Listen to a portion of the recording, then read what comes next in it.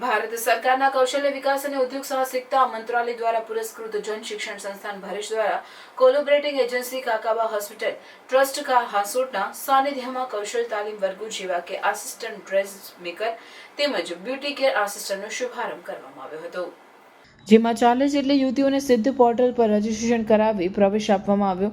આ પ્રસંગે સંસ્થાના trustee Veenaben Champaneria, remote person Nayanaben Patel, Hinaben તાલીમાર્થી બહેનો ઉપસ્થિત રહ્યા હતા।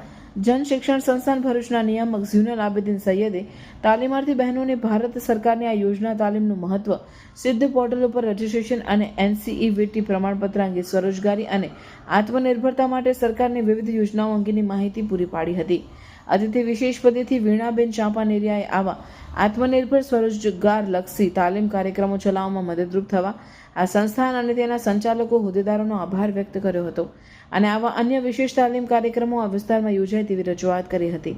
અંતે સંસ્થાના એકાઉન્ટન્ટ જયમભાઈ કાગઝીએ કાર્યક્રમમાં ઉપસ્થિત હાજરજનોનો આભાર વ્યક્ત કરી કાર્યક્રમનું સમાપન કર્યું હતું।